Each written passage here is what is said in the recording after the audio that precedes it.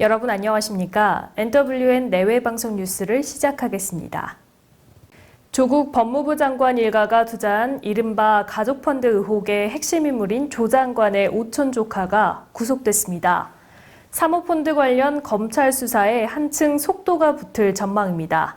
조 씨는 조국 장관 가족이 투자한 사모펀드의 운용사 코링크 프라이빗 에쿼티를 다른 사람을 내세워 운영하면서 회사 돈을 빼돌리고 수사가 시작되자 증거인멸을 지시한 혐의를 받고 있습니다.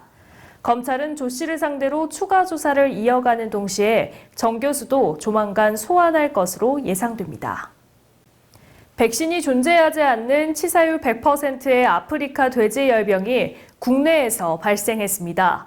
중국, 베트남을 비롯한 아시아 대부분 국가에 이어 한국도 축산 방역에 구멍이 뚫린 건데요. 농림축산식품부는 17일 경기 파주시 한 돼지 농가를 아프리카 돼지열병 발생 농가로 확진했다고 밝혔습니다. 1920년 아프리카에서 발생한 것으로 알려진 아프리카 돼지열병은 바이러스성 출혈 돼지 전염병으로 사람이나 다른 동물을 제외한 돼지과 동물에게만 감염됩니다. 전염성이 매우 강하고 치사율이 100%에 이르는 것으로 알려졌지만 아직 치료제나 백신이 개발돼 있지 않고 확산할 경우 양돈 산업에 큰 피해를 줄 수 있어 각별한 주의가 필요할 것으로 보입니다. 국회 행안위 소속 민주당 강창일 의원은 앞으로 법률안을 발의할 때 인터넷 등 전자적 방법을 명확히 표시하는 내용의 국회법 개정안을 대표 발의했습니다.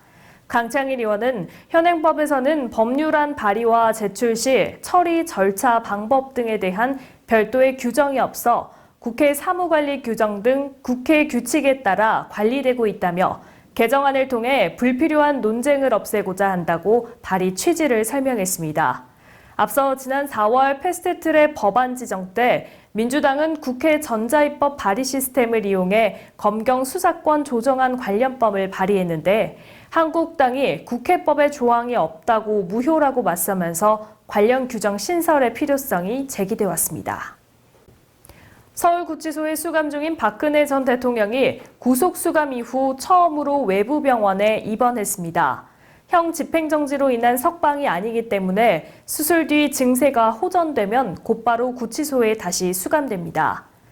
지난 2017년 초 구속 수감된 이후 강남 성모병원에서 몇 차례 통원 치료를 받은 적은 있지만 입원하는 건 이번이 처음입니다.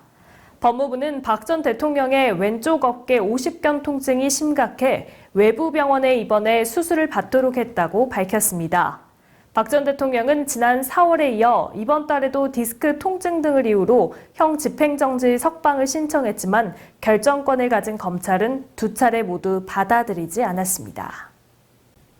사우디아라비아 국영 석유회사 아람코의 최대 석유시설 두 곳이 예멘 반군의 공격을 받아 가동이 잠정 중단되면서 국제유가가 최고 19%가량 크게 올랐습니다.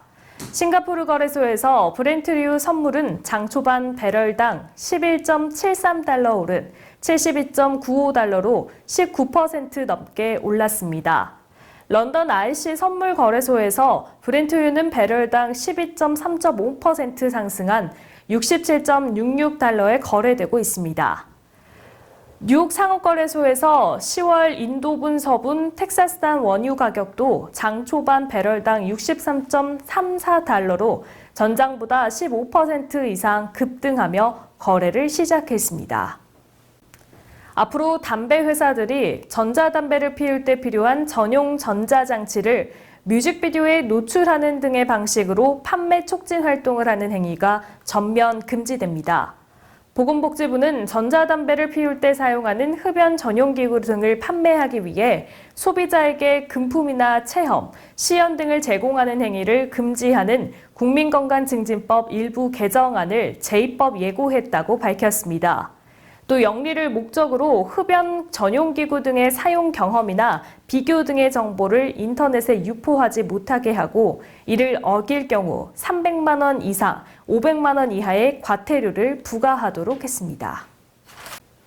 실물 종이증권 없이 전자증권만으로 증권의 발행과 유통, 권리 행사가 이뤄지는 전자증권제도가 16일부터 시행됐습니다.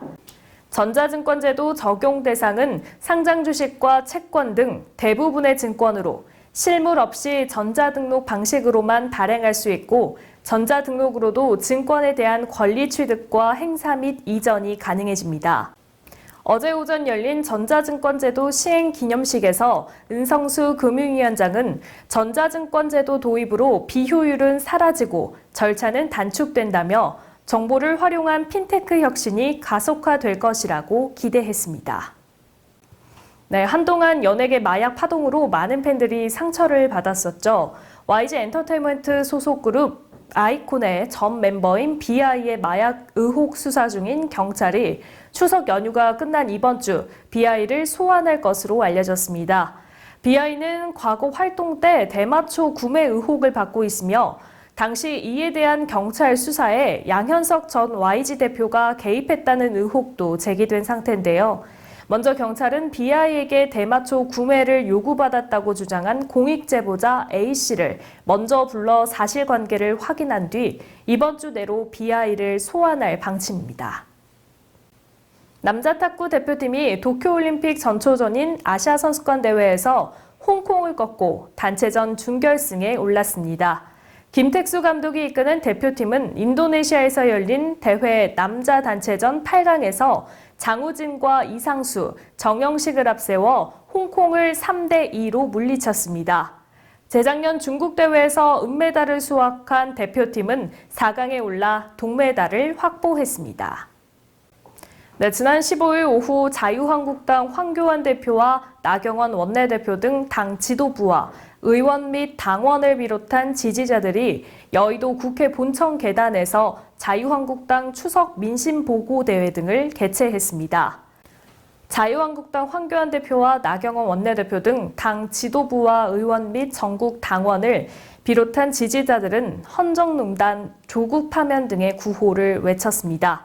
또한 자유한국당 황교안 대표가 16일 오후 청와대 앞 분수대 광장에서 조국 법무부 장관의 파면을 촉구하며 삭발식을 했습니다. 조국 법무부 장관과 청와대의 조속한 입장 표명이 필요해 보입니다. 사우디 석유시설 드론 피폭으로 기름값이 출렁이고 있는데요. 서민 경제에 큰 영향이 없길 바라봅니다. 오늘 뉴스 여기서 마치겠습니다. 시청해주신 여러분 고맙습니다.